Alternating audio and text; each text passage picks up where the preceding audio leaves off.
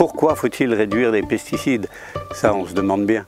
Je suis Thomas Fouin, je suis conseiller agricole à la Chambre d'agriculture depuis 10 ans. Je suis François Calais, riziculteur à Salengiro. Depuis le 1er janvier 2018, sur l'animation du réseau Défi et l'animation sur le bassin versant du Fume-Morte. Je m'occupe d'une exploitation agricole qui fait environ 500 hectares avec 200, 230, 250 hectares de riz cette année. En Camargue, c'est le seul territoire où on produit du riz en France. On est quand même dans un contexte où l'environnement est important. La Camargue est une zone protégée à plusieurs niveaux. Il y a deux intérêts. Il y a l'intérêt sur l'impact environnemental et l'impact de la santé humaine. Le réseau Défi déjà se base sur des agriculteurs volontaires qui sont prêts à essayer des pratiques, à tester de nouvelles techniques. De réfléchir sur les pratiques agricoles qu'on met en place, de manière à faire évoluer un petit peu celles-ci, de manière à diminuer le nombre de passages de produits phytosanitaires qu'on fait en conventionnel sur le riz. Les objectifs, c'est d'essayer de produire du riz de la meilleure façon possible.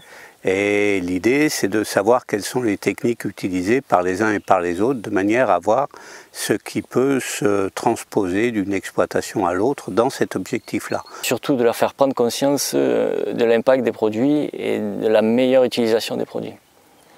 C'est de voir après si en retardant des semis, on peut arriver à avoir peut-être un insecticide en moins ou si on arrive à travailler justement un peu plus tard, il y a des levées de mauvaises herbes qu'on arrive à éliminer par travail mécanique. Bon, voilà, c'est ce genre de choses. On a travaillé sur un essai de semis de riz en sec et également sur des semis de couverts. Au niveau de la technique du riz en sec, la différence c'est de semer le riz comme un grain de blé sur une parcelle travaillée. On a testé également l'implantation de couverts de trèfle dans des blés. Le but c'est de favoriser les intercultures. Les intercultures ont plusieurs atouts. Un captage d'azote lorsqu'on utilise des légumineuses, une amélioration de la qualité des sols. Ça permet un apport de matière organique aussi sur la parcelle.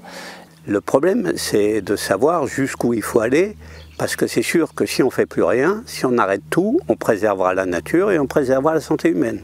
Mais les exploitations ne tourneront plus. Et là, à mon avis, ce n'est pas l'objectif quand même de la plupart des gens qui travaillent en Camargue. Le contrat de delta permet d'organiser l'ensemble des actions sur l'ensemble du delta et de donner une cohérence d'ensemble. On a 5 ans pour reproduire un maximum de techniques. Pour les agriculteurs du réseau Défi, mais surtout pour l'ensemble des riziculteurs du delta et au-delà du delta.